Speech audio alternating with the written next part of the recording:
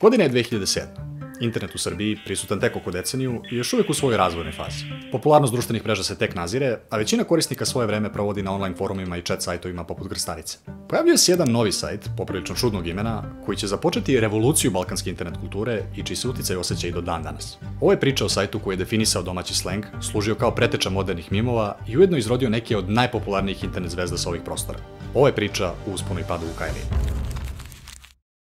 Internet domen vukajlija.com je zvanično registrovan 11. novembra 2006. godine. U pitanju je bio samostalni projekat misterioznog Dejana Simića, programera iz Pančeva. Inspirisan američkim Urban Dictionaryjem, koji po sopstvenom priznanju obožava, Dejan je došao na ideju da napravi domaću verziju ovog online rečnika slenga. Ime Vukajlija je dosetljivo nastalo kao igra reči i česta slovna greška pri pisanju prezimena Milana Vojaklije, autora leksikona stranih reči i izraza, koji po njemu i nosi ime. Međutim, za razliku od akademskih enciklopedija, leksikona ili rečnika, Vukajlija je imala slobodu da daleko ležernije definiše i pojasni izraze iz svakodnevnog govora. Počela je sa radom u januaru 2007. godine sa prvom definicijom sopstvenog naziva koju okači upravo Dejan pod svojim autorskim imenom Kajzen. Ceo sajt u tom trenutku su činile isključivo definicije koje su se sastojale iz naslova, moja baba recimo, opisa, omnipotentno biće i opcionog primjera fraze u upotrebi kako bi se ista dodatno pojasnila. Ej, vidi šta ja umem. To može i moja baba. Prvobitno je definicije postavljao isključivo Simić, da bi ubrzo sajt otvorio za javnost pod sloganom definišite sve što ste hteli, a niko nije hteo da vas pita. Svako je mogao da se registruje i postavi svoju, kao i da ocenjuje i komentariše tuđe definicije. Kad smo kod toga, da vas zamolim da vi ocenite ovaj video i zapratite kanal. Hvala.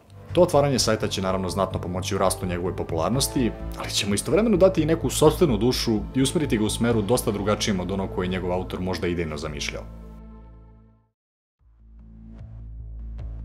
Prve korisnike Dejan je prikupio deljenjem svog sajta po raznim internet forumima. Ne bi bilo ludo ni za pretpostaviti da je značajan broj ljudi otkrio za Vukajliju upravo greškom, zapravo tražeći Vujaklin leksikon na internetu. Međutim, rastom broja definicija, mnogi od njih su počeli dobro da se rangiraju na Google pretragama. Kada bi neko iz bilo kog razloga u pretragu kucao moja baba, odjednom bi mu se među prvim rezultatima pojavila i definicija sa Vukajlije. Od tog trenutka ceo projekat počinje eksponencijalno da raste.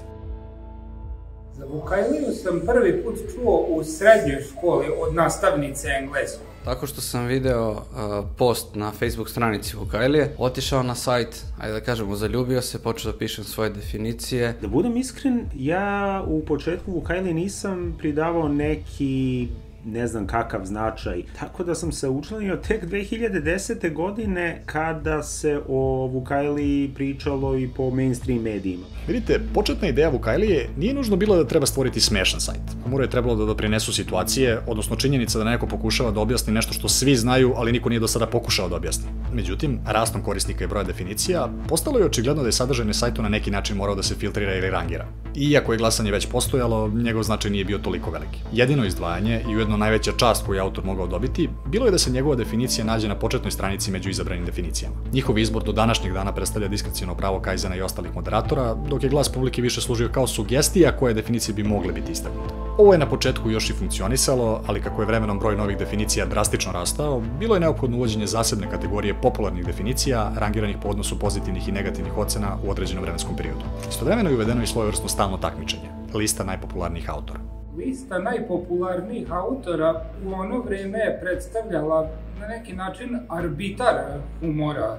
Ja sam ceo taj proces shvatio kao jednu igru u kojoj je cilj skupiti što više poena, odnosno tadašnjih pluseva, a što manje minuseva ili minusa. Naprosto su neki autori godinama koristili manjak konkurencije, da tako kažem, i napravili su odličan rezultat što se tiče glasova. Kada je uvedeno filtriranje po godinama definicija, shvatio sam da sam uvek negde u top 30, čak top 20, a to je opet negde irelevantno jer bitan je sadržaj, a ne koliko imaš glasova. Kako bi se dodatno unapredio kvalitet sadržaja, autori sa izabranim definicijama dobili bi dodatne pogodnosti. Prava na pisanje više od jedne definicije u 24 sata, editovanje sadržaja istih, komentarisanje tuđih definicija, kao i pogodnosti na forumu i chatu koji su kasnije uvedeni. Ovaj sistem je trebao da podstakne autore da pišu što kvalitetnije definicije, što je u dobroj meri i učinio, ali iz konstantne trke za visokim plasmanom za najbolje autore proizašao novi tip sadržaja. Definicija više nije bila samo definicija.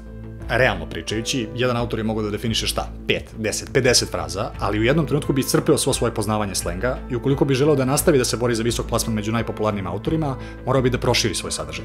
Pojmovi su ubrzo dopunjavani situacijama iz svakodnevnog života i iako bi neki vickasti izrazi, posebno lokalizmi, dalje dobro prolazili, jednostavno većina slenga je kroz par godina već bila definisana i na sajtu je zavladala duža forma definicija, nešto što je više ličilo na blog postove.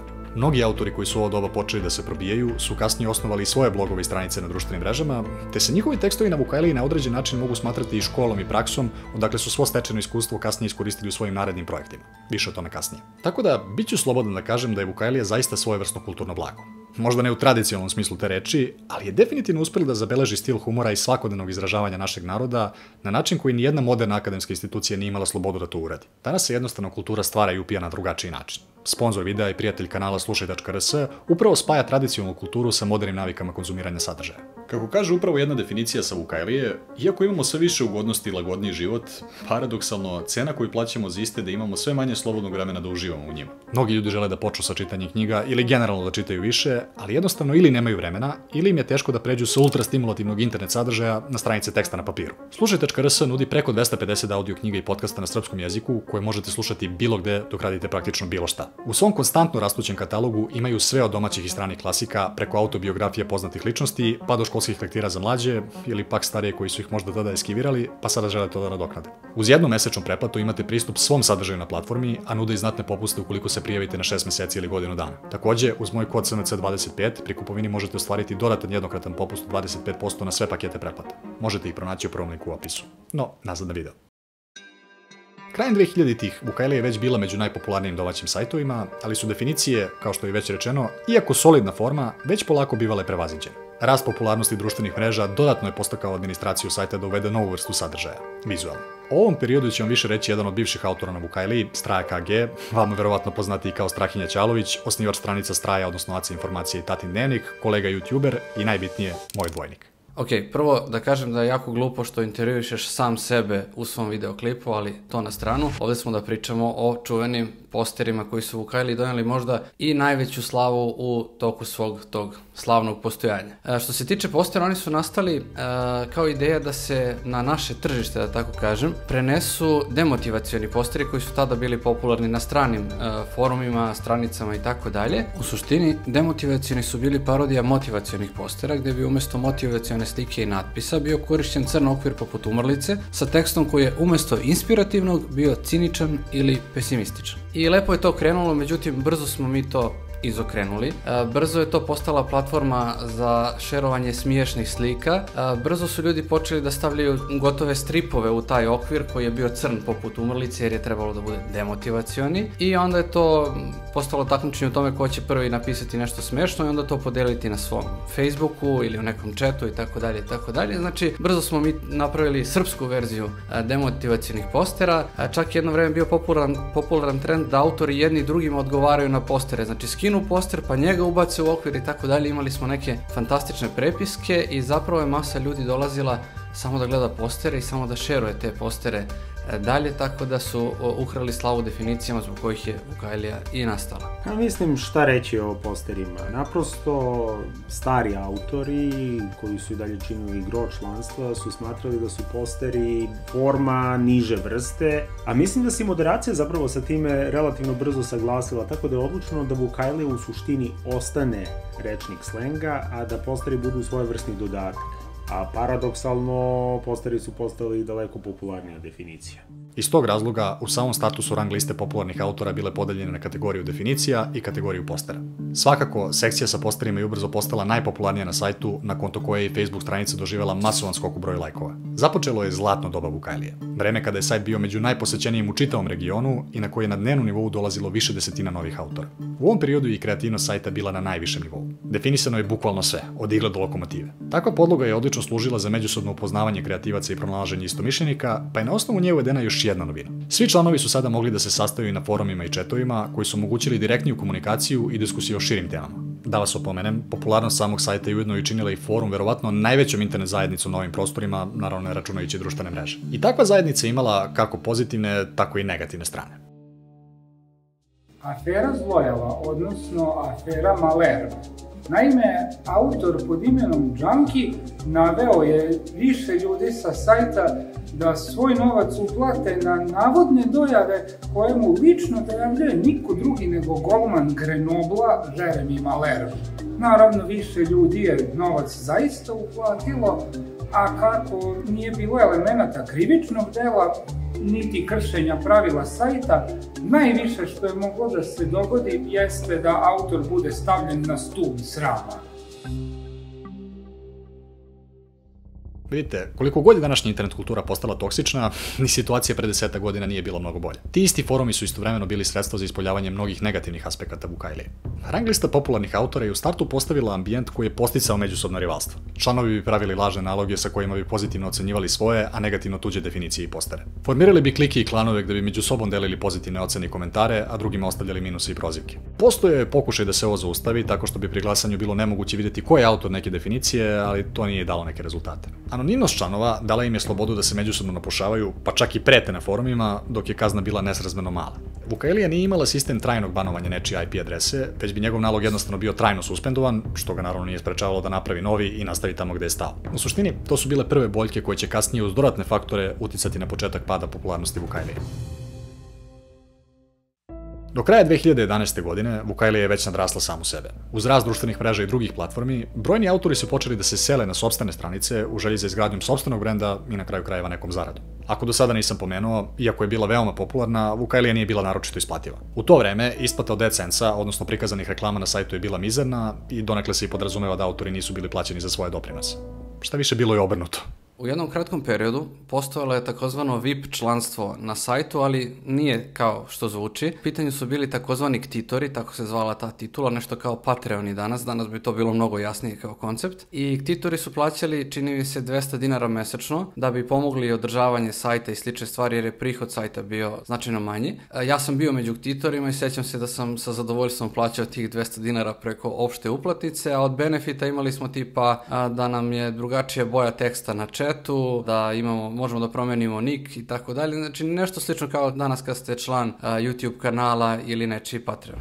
Što se tiče mog, da kažem, odlaska s Vukajlije, to je bilo paralelno sa rastom ostalih društvenih mreža, jer Facebook nije bio nešto inspirativan. Pre svega rast Twittera kod nas. U nekom trenutku sam želeo da neko primeti moje pisanje. Na Vukajliji smo manje više bili anonimni, nismo, doduše za najpopularnije autore se uglavnom znalo ko su i znalo se koji im je Facebook profil, kako se zove i tako dalje. Međutim, ja sam vremenom se odlučio da se prebacim na Twitter kako bi me neko primetio. Iz toga je nastala i moja čuvena sad već sportska stranica. Kasnije sam nju preselio na Facebook, pa na Instagram, pa evo danas koliko godina kasnije na TikTok, ali generalno ta migracija autora je proistekla iz želje da, shvatimo da imamo neku dozu kreativnosti, da nju možemo da unovčimo ili da pretvorimo u neki posao koji više volimo nego neki drugi posao kojim se trenutno bavimo ili fakultet koji smo u tom trenutku studirali. I koliko znam, mnogo kreativnih ljudi je došlo sa Vukajlije, bilo bi fantastično da se napravi jedan veliki spisak ko je sve od današnjih internet kreatora bio i autor na Vukajliji. Verovatno najveći udarac Vukajlije je pretrpela nastankom Tarzanije. Ako ste mlađi i niste upoznati, iz Tarzanije je zapravo proizašao Dnevnjak. Pod nizom definicija Tarzanija kluba okupila se grupa autora sa Vukajlije koja je odlučila da oformi sopstveni blog i platformu na koju je ubrzo i trajno migrirala, povlačeći sa sobom značajan broj pratilaca. Društvene mreže za to vreme naravno nastavljaju da rastu i da se razvijaju i daleko su ozbiljnija pretnja nego pre pola decenije, te pod pritiskom članova Kaizen uvodi novu sekciju na sajt, GIF postere nazvane reakcije. Reakcije su pratile sličnu formu poput svojih prethodnika, odnosno korisnici su mogli da okače video sadržaj, tačnije neki GIF, uz tekst koji je ispod najčešće počinjao sa ono kad. Iako simpatičan dodatak koji je isprva i bio korišćen i koji je čak imao i svoju sekciju na sajtu pored definicije i postera, nažalost nikada nije doživao popularnost poput prethodne dve kategorije. Članstvo je uporno pozivalo tvorca sajta da malo isprati trendove i uvede meme sekciju, što je on odbio, kao što je odbio veću integraciju sa društvenim mrežama. Ostala je zapamćena Kaizenova famozna izjava na forumima: sajt je kao kafana. Dok ima gostiju, radit će sa ponudom koju ima, a kada ih ne bude, bit će ugašen. Nažalost, usledilo je upravo to što je Kaizen nagovestio. Ta prepuna kafana sa Ibarske magistrale počela je da gubi posećenost kada su njeni radnici počeli da otvaraju manje motele u blizini u obliku svojih blogova. Otvaranje autoputa ili ti prevladavanje društvenih mreža joj je definitivno zapečatilo sudbinu. Ta dezintegracija se mogla videti u realnom vremenu na društvenim mrežama, rastom mnogih meme stranica na Facebooku i Instagramu, poput čuvenog Puje Šotkije, koje su potekli upravo sa Vukajlije. Konačni udarac sajtu koji je već bio na zalasku svoje popularnosti bilo je ukidanje i brisanje svih postera i reakcija 2017. godine. Sadržaj koji je donao najveću popularnost Vukajliji je naglo prestao da postoji. Sad postoje različite špekulacije o razlozima. Tvrdnje da su postojali problemi oko autorskih prava na slike i gifove, s obzirom da su isti kačeni direktno na servere sajta. Drugi kažu da je hosting postao previše skup za održavanje, ali i sam tajming probudio skepticizam kod mnogih, s obzirom da su baš u tom periodu održavani izbori u Srbiji, a reakcije i gifovi su najviše sprdali upravo vladajuću stranku. Zanimljivo je da je 2018. godine pravno lice iza Vukajlija DOO, stavljeno u proces likvidacije. Zbog toga postoje neke glasine da je Dejan u tom periodu prodao sajt, da su iz tog razloga nastupile drastične promene. Ali da naglasim samo još jednom, u pitanju su samo nagađanja, nisam dobio povratne informacije po kontaktiranju administracije sajta, dok Simić nije bio naročito rad za saradnju. Ipak, Vukajlija postoji i dan danas, daleko manje posećena i popularna, i služi kao svojevrstan digitalni muzej projekta koji je de facto osnivač savremene domaće internet kulture.